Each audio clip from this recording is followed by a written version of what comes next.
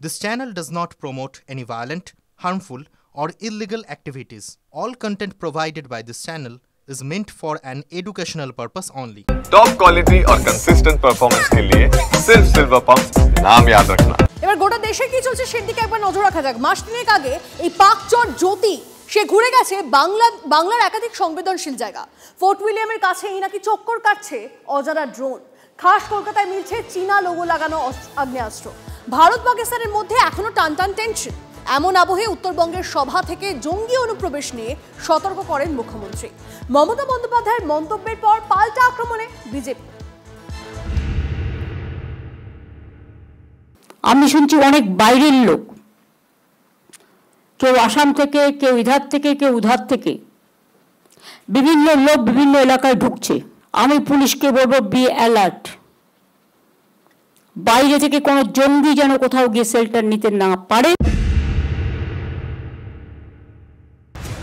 বুধবার উত্তরকন্যা সভা থেকে কার্যত সতর্কতা জারি করেন মুখ্যমন্ত্রী। বিএসএফ এর পাশাপাশি পুলিশকেও সীমান্ত নিয়ে সতর্ক করেন। মুখ্যমন্ত্রীর সতর্কতা শুনে কার্যত রে রে করে উঠেছেন বিজেপি নেতৃত্ব। বাংলাদেশিরা কাদের প্রশ্রয়ে এরাজ্যে ঘাঁটি গাড়ছে? সরাসরি শাসক দল তৃণমূল কংগ্রেসের একাংশকেই কাঠগড়ায় তোলেন প্রাক্তন কেন্দ্রীয় মন্ত্রী নিশীথ প্রামাণিক। বাংলাদেশি জঙ্গি বিভিন্ন ধরনের যারা বাংলাদেশি উগ্রপন্থী সংগঠনের সঙ্গে যুক্ত, সেই তাদেরকে কিন্তু এই পশ্চিমবাংলায় খুঁজে পাওয়া যাচ্ছে। শাসক দলের বহু নেতানেত্রীকে এর আগেও শুনেছি, মঞ্চ থেকে তাদেরকে ভাষণ দিতে শুনেছি, বাংলাদেশি ভোটারদেরকে আহ্বান জানাতে শুনেছি। তো নিশ্চিতভাবেই বোঝা যাচ্ছে যে কাদের মদতে এটা সম্ভব হয়। মাননীয় সাদ শেখ তিনি কোথাকার ভোটার? তিনি প্রমাণিত আনসারুল বাংলার জঙ্গি, পার্মানেন্ট রেসিডেন্ট অফ বাংলাদেশ। তিনি 23-এর পঞ্চায়েত এবং 24-এর লোকসভায় হরিহরপাড়া মুর্শিদাবাদে ভোট দিলেন কি করে? সাদ আলীকে কে ঢুকিয়েছে? মমতা ব্যানার্জি। সাদ আলী দু জায়গার ভোটার কে বানিয়েছে? আপনার তৃণমূলের মেম্বার। বাংলায় জঙ্গি যোগের পিছনে তৃণমূলকেই দায়ী করেন বিজেপি বিধায়ক শঙ্কর ঘোষও।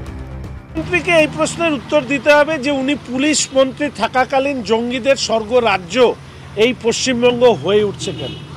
অর্থাৎ জঙ্গি কারখানা পশ্চিমবঙ্গে তৈরি করবার পেছনে তৃণমূল কংগ্রেস তার ভূমিকা কি?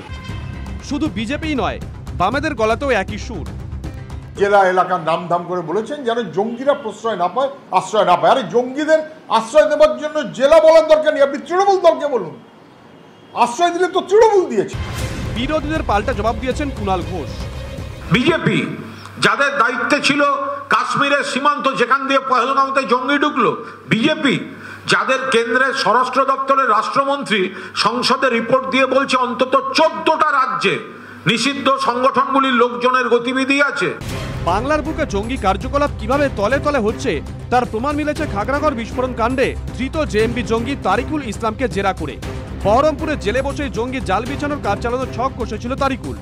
আবার ক্যানিংয়ে ধরা পড়েছে কাশ্মীরি জঙ্গি। তারপর শার্ট ডার্টি নেটওয়ার্ক তো ছিলই।